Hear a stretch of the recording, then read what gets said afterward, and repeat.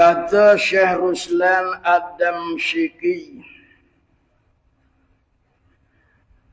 Ad-Damashqi radhiyallahu anhu. Apa kata Ibn Ruslan? Wala takhaf min waswasati syaitani fa innahu amrun minar rahmani. Wala takhaf min waswasati syaitani fa innahu amrun minar rahmani. Maka dan jangan engkau takut, dan jangan engkau takut syaitan. Nah, ini nasihat ulama. Jangan kita takut dengan waswas syaitan. Syaitan ni anak kepada iblis. Syaitan ni anak iblis. Oh, dia iblis. Anak dia tuna tu syaitan. Jangan engkau takut daripada waswas syaitan pada hatimu. Mari godaan syaitan di hati. Jangan takut. Maka bahwasanya pekerjaan itu pekerjaan yang datang. Mana perkara yang datang dalam hati kita. Mari berasa keraguan. Itu dia. Jadi pekerjaan itu. Pekerjaan yang datang dalam hatimu. Daripada Tuhan. Daripada Tuhan yang bersifat Rahman. Tanda sahih, tanda betul imamnya, iman hatimu. Jadi orang yang kuat iman, semakin kuat syaitan. Jadi kalau mari waswas syaitan, jangan takut. Jangan takut godaan syaitan. Sebab apa? Karena perkara yang datang dalam hati itu dari Tuhan yang bersifat Rahman. Allah Ta'ala nak uji iman kita. Menunjuk tanda sahih. Mana betul? Sahih ni mana betul imannya, iman hatimu. Jadi setiap orang yang iman semakin kuat ujian. Semakin kuat iman kita, semakin kuat. Jadi bila mari tu waswas syaitan, tu cara tu. Jangan takut. Jangan takut. Jangan takut, mana kita jangan ikut dia. Jangan ikut. Syaitan mari begini, jangan ikut. Tu. Allah Ta'ala nak uji kita. Ini semakin kuat godaan syaitan, kita lawan. Jangan terpengaruh. Maka tu tanda iman kita sahih. Iman kita betul. Kalau iman kita tak betul, syaitan tak ganggu dah. Kita tahu dah tak betul. Hak betul dia ganggu. Orang tak semayang, dia tak bodoh. Orang semayang, dia bodoh. Dia waswas.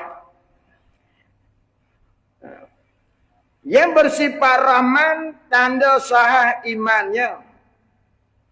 Maknanya jadi dalil pada kita, jadi bukti pada kita menunjuk ini iman aku kuat ni.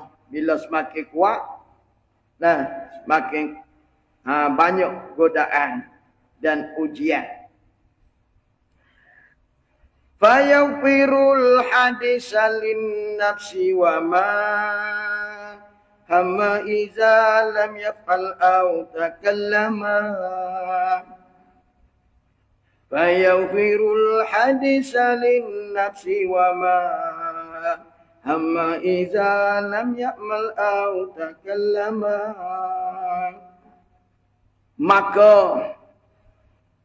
Maka diampunkan Allah. Allah mengampun. Allah mengampun. Maka diampun Allah segala yang terlintas pada hatimu daripada pekerjaan yang tiada harus pada syarat. Sekadar terlintas dalam hati tidak berdosa. Tidak salah. Allah bisa mengampun apa yang terlintas dalam hati kita. Pekerjaan yang tidak bagus. Pekerjaan yang tidak harus. Nah, contoh kita tahu lah. Kita jalan-jalan buah pokok durian. Jumpa buah durian jatuh. Aku ambil kan.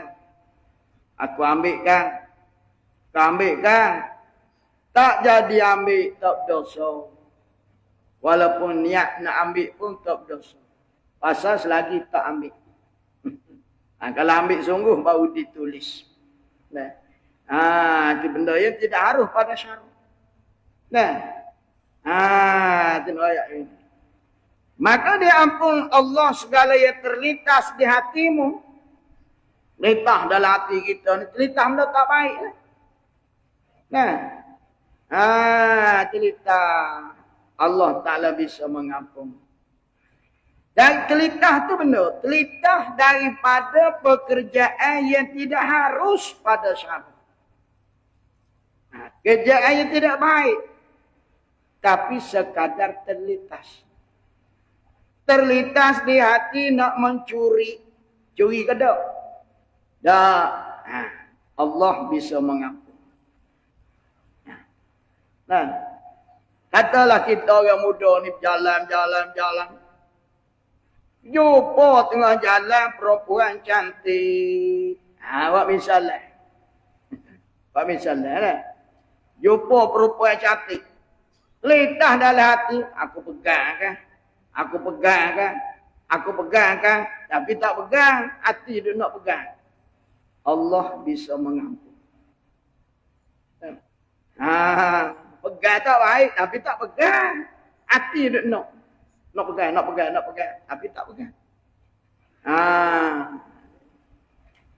Dan barang dan mana Allah Ta'ala mengampun segala terlintas pada hatimu dan barang yang dicipta. Daripada barang yang dicipta-cipta. Yakni cita-cita dalam hati nak buat perkara yang tiada harus pada syarat.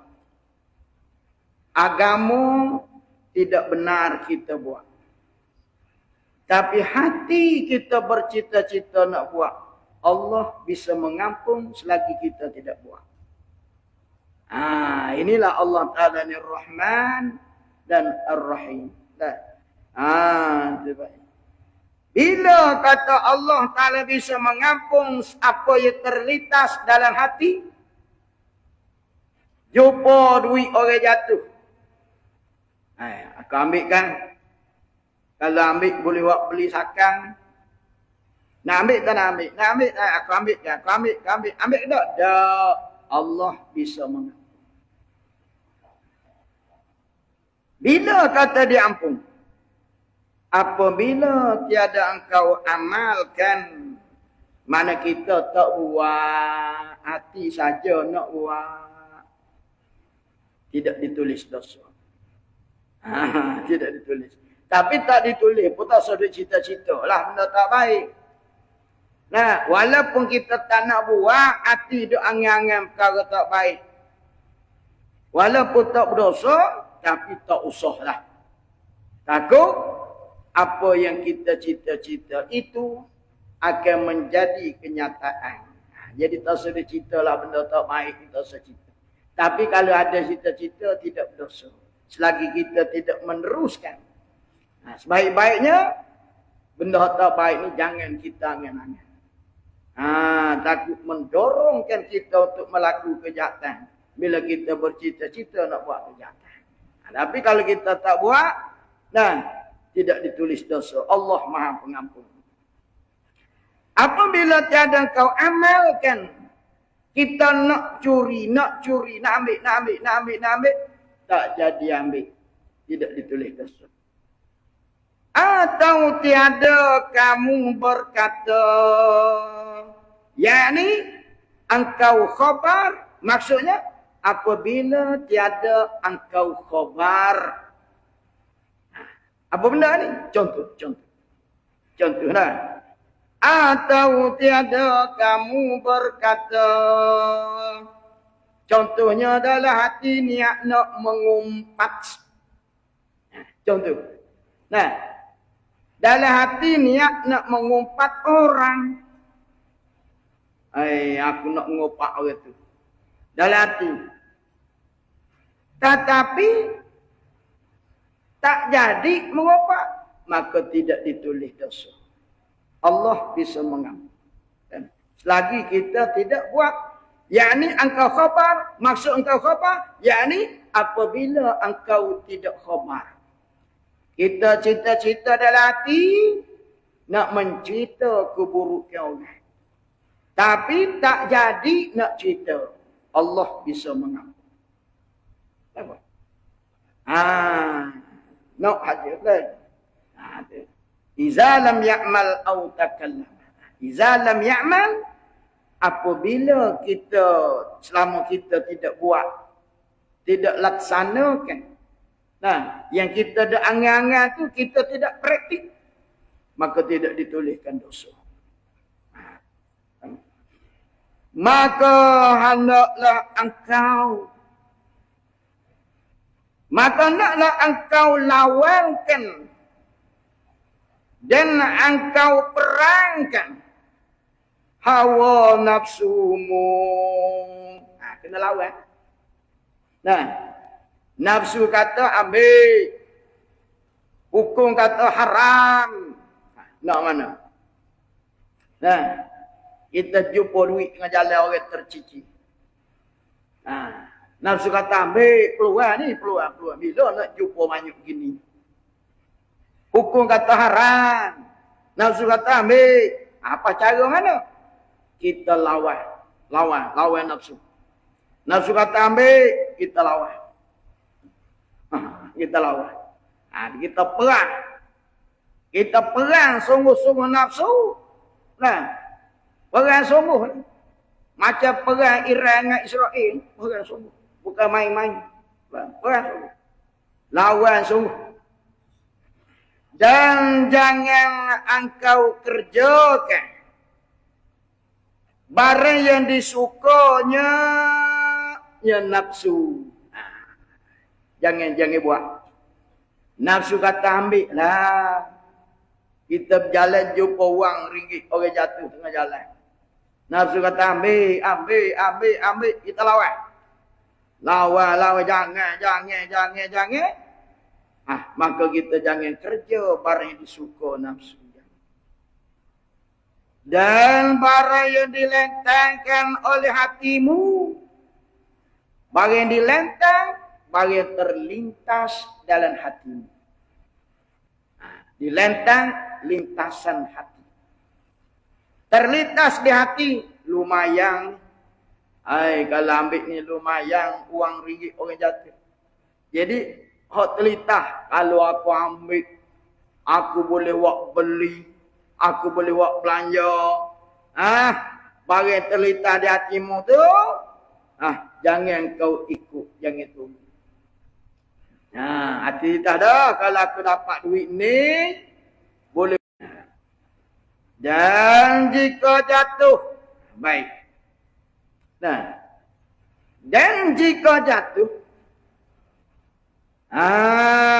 apa maksudnya tu? Dan jika jatuh, yakni jatuh tak boleh, ambil tak boleh. Tiba-tibanya ambil juga. Jatuh. Tak nak. Jatuh juga. Sobat dah. Kalau jatuh juga. Misalnya, lawan dah. Tak nak. Jatuh, berlaku juga. kesalahan tu berlaku juga. Lah. Dan jika jatuh engkau di dalam mengerjakan barang yang diharam oleh syarak, barang tak diharam oleh agama. Lawan dah. Nah, yakni jika engkau kerjakan, buat juga. Tak nak, buat juga. Di sana. Buat tu dengan tiada ikhtiar. Ikhtiarmu. Apa maksud tiada ikhtiarmu?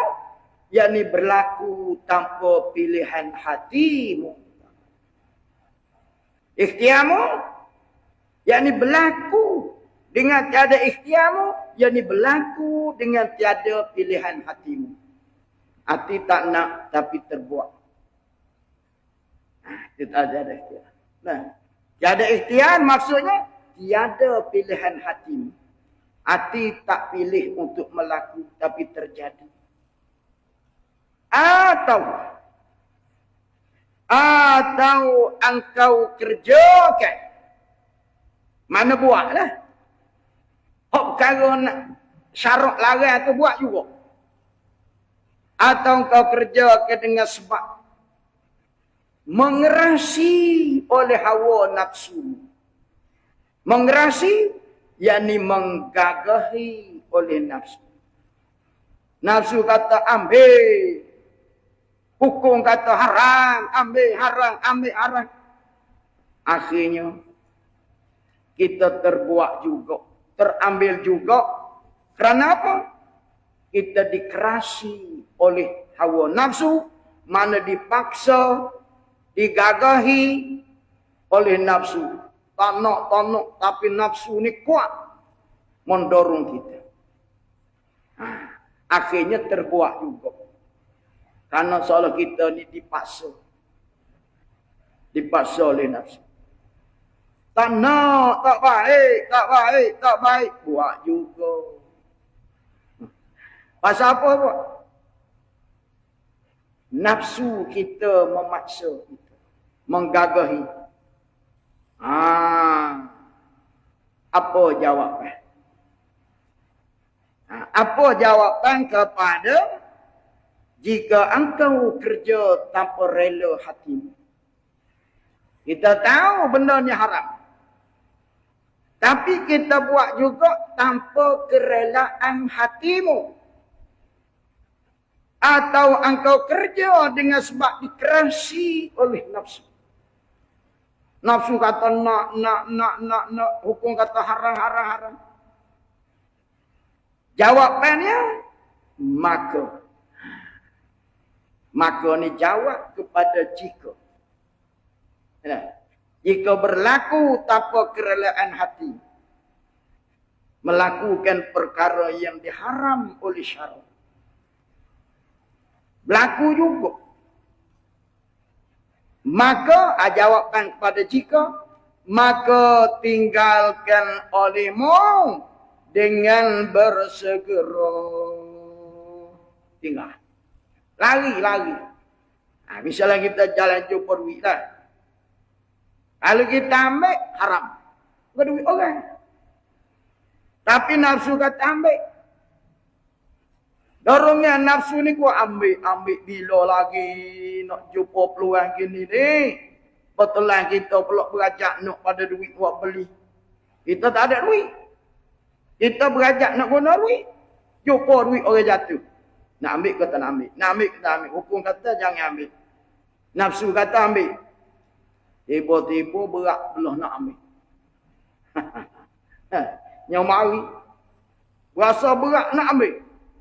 Nampak kan? Jawapannya, maka tinggal olehmu dengan bersegera. Apa maksud tinggal?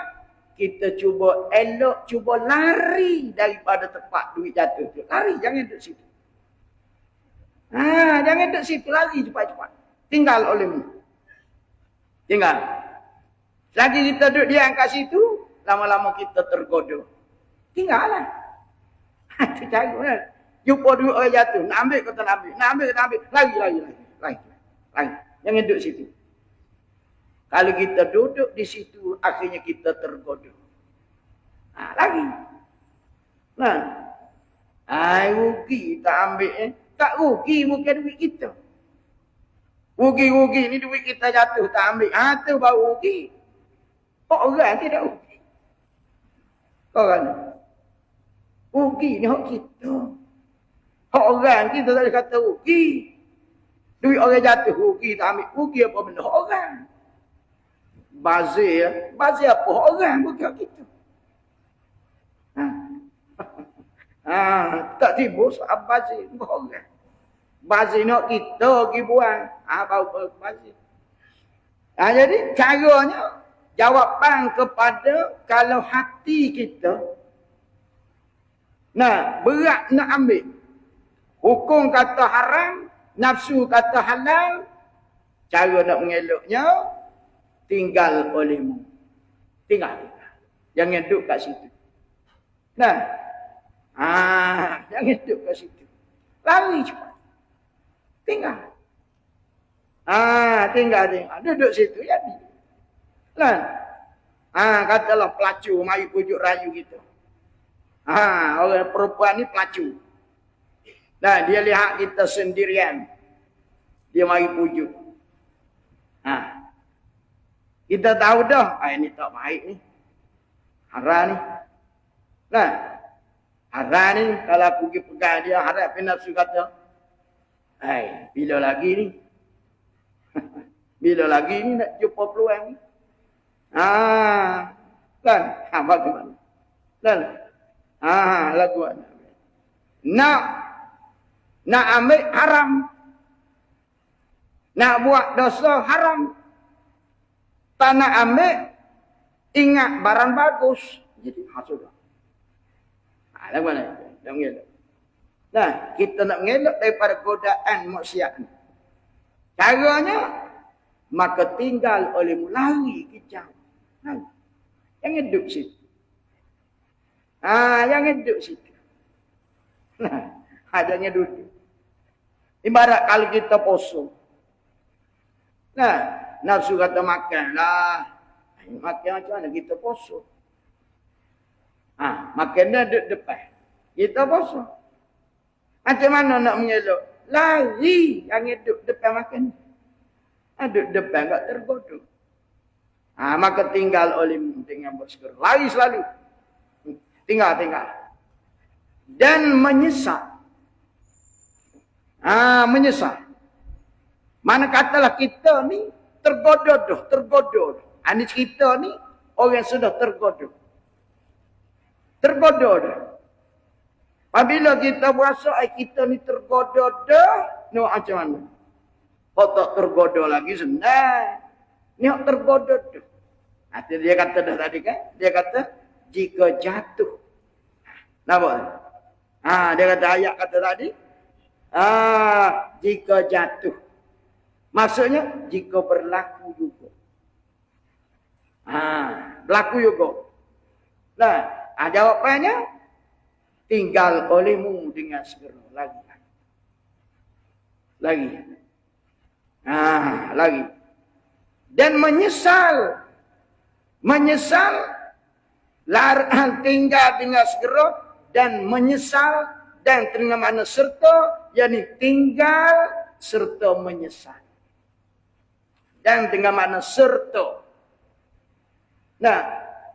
Tinggal olehmu dengan segera serta menyesal. Allah menyesalnya. Aku pergi pegang. Walau hati tak ni lagi, baru pegang ya. Misalnya. Tak ambil lagi, boleh poket, baru pegang, baru duit ni. Duit orang jatuh. Nak ambil kata nak ambil, kita pun pegang. Pegang dah ni.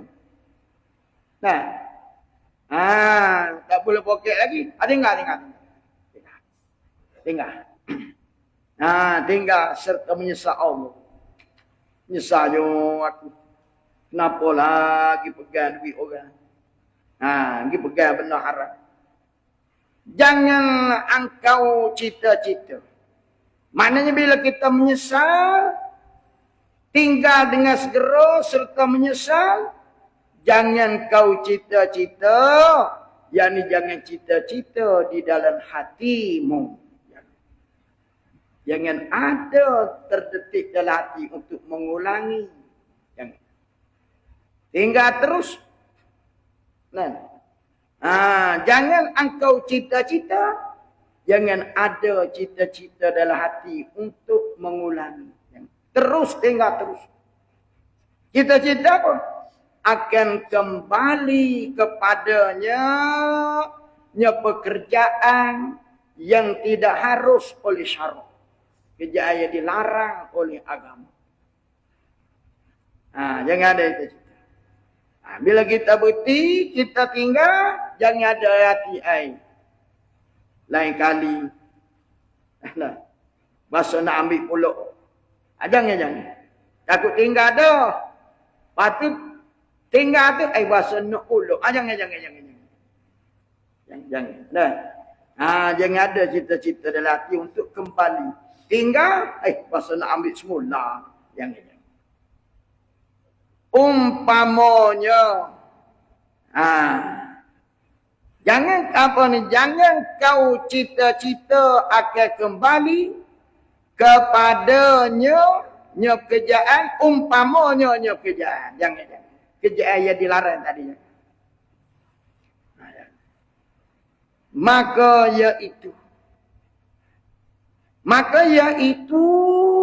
iaitu meninggal dengan segera serta menyesal.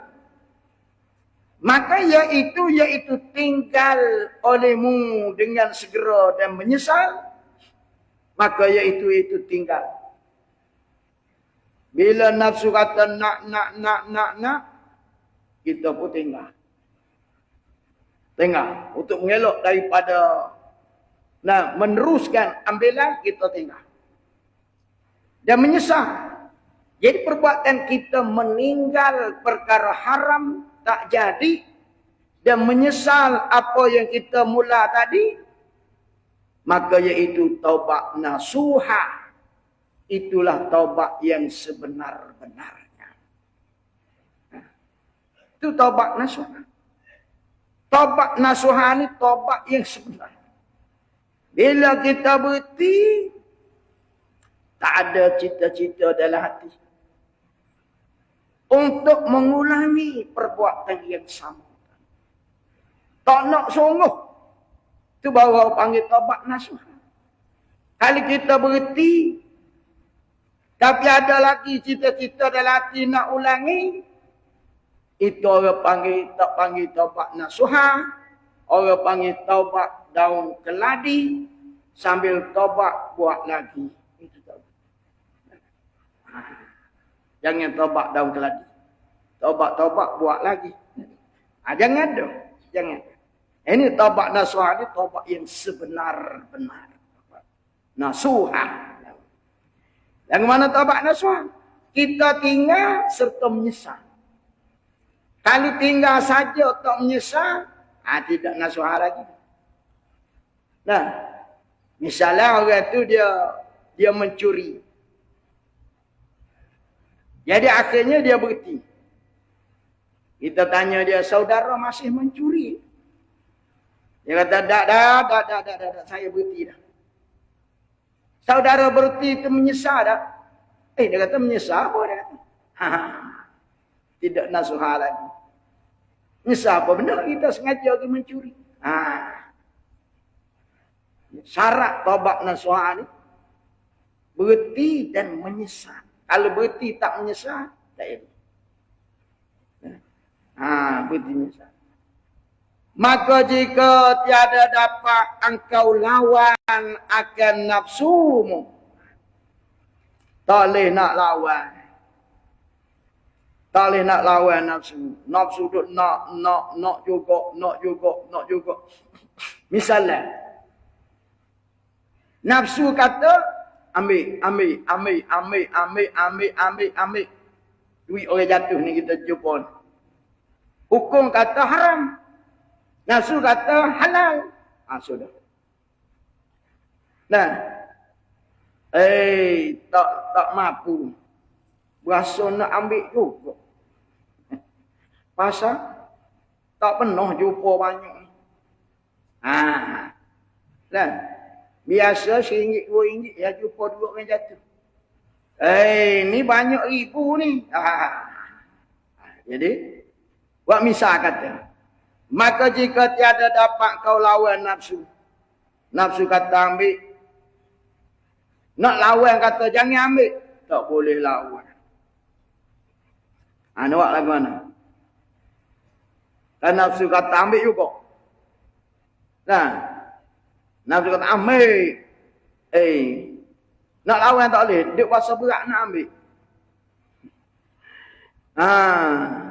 Bila nak jumpa peluang ni. Pasal time mari ajar pula. Ambil lah. Lepas tu mu tobat lah. Pula tu. Kau sedap nak ambil. Nafsu suruh ambil. Syaitan kata. Nah, mu boleh tobat ambil pun. Sudah. Maka engkau lentangkan yang merubuhkan akan segala lazat. Caranya, ini cara terakhir. Kalau takdirlah cubaan kita untuk berhenti. Untuk meninggal apa yang dikehendaki nafsu itu sukar. Kalau payah juga. Ini terakhir pandangan ulama. Maka engkau lentangkan yang merubuhkan segala lazat. Engkau melentangkan yang merubuhkan. Apa maksud yang merubuh? Yang meruntuhkan. Yang merubuh, yang meruntuhkan. Engkau lentangkan yang merubuh. Maknanya engkau ingat, engkau pamer, engkau cuba ingat-ingat. Engkau cuba mendatangkan perkara yang merubuh, yang boleh meruntuhkan akan segala lazat. Lazat ni, kesukaan nafsu ni. Kesukaan nafsu ni. Nafsu kata ambil sedap ni, sedap ni. Ambil. Jadi kita ni pula tahu nafsu. Nak macam mana? Maka ketika tu nasihat ulama, kita cuba ingat sesuatu yang boleh merubuhkan lazat, mana keinginan kita tu boleh runtuh. Iaitu merubuh. Iaitu merubuh akan lazat, segala lazat-lazat.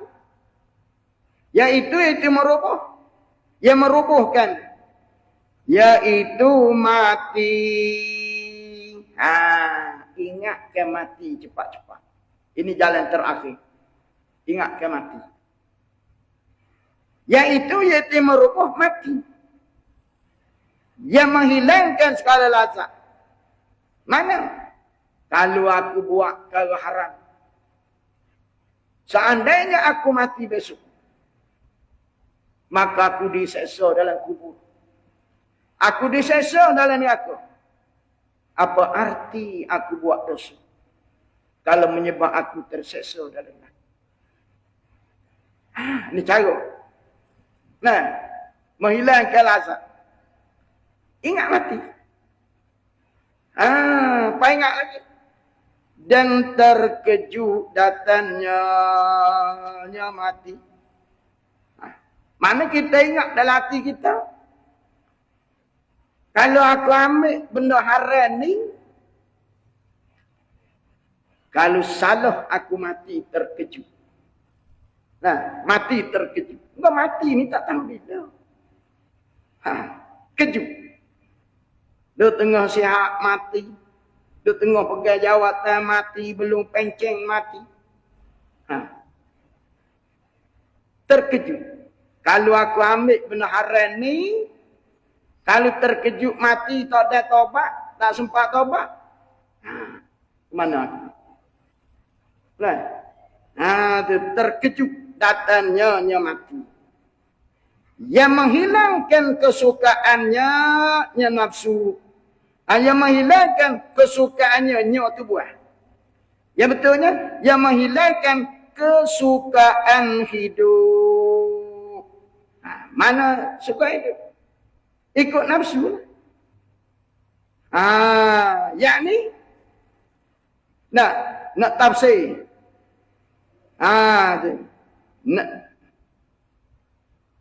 Nak beri gambaran. Kata nak lentang kaya merubah ni, yakni engkau takdirkan mati itu hampir bagimu. Ingat ni. Kalau aku buat dosa hari ni, kalaulah besok aku mati, aku tak sempat taubat. Nah, aku kena sesa dalam kubur.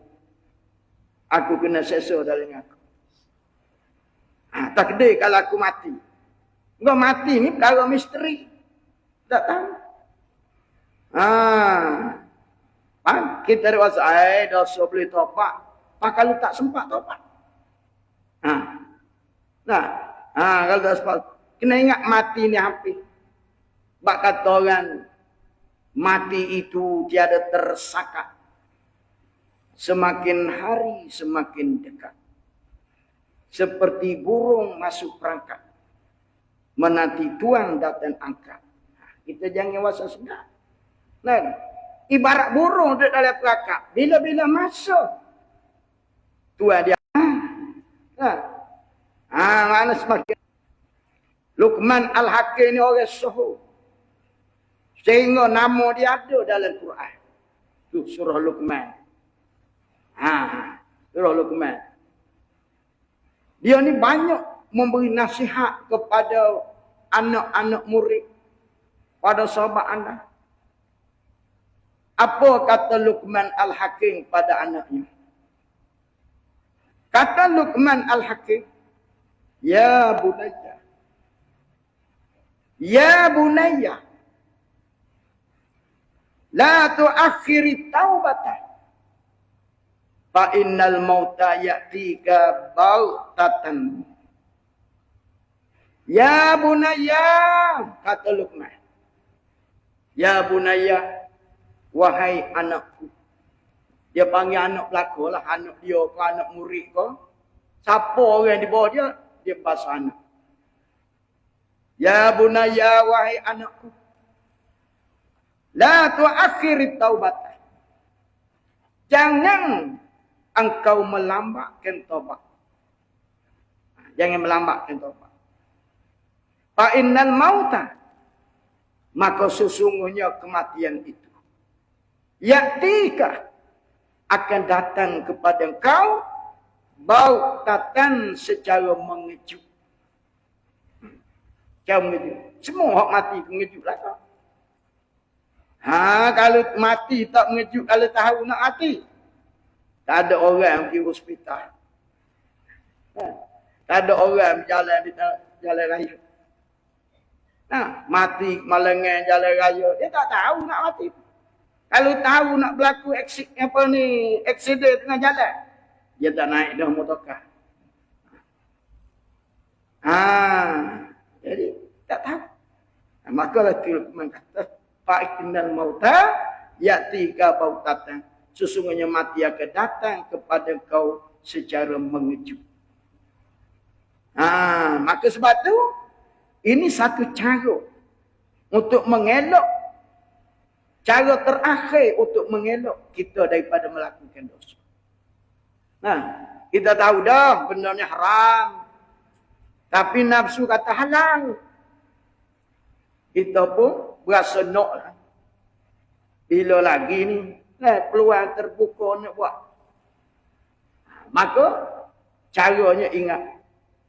Seandainya kalau aku mati selepas ni, taubat tak sempat, maka aku tersesa dalam kubur dan tersesa dalam aku. Jadi bila kita ingat begitu, mudah-mudahan kita tak akan cuba untuk meneruskan apa yang tersirat, yang tersurat dalam hati kita akan kejahatan. Jadi kesimpulan apa yang kita belajar tadi.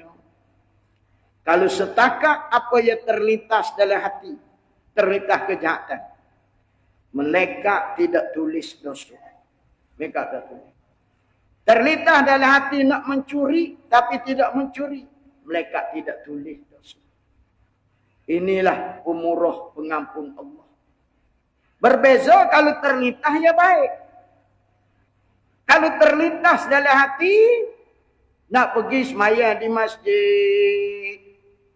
Malam ni aku nak pergi semaya di masjid. Siapa masuk tak jadi pergi. Berasa sakit orang, sakit kaki pula dah.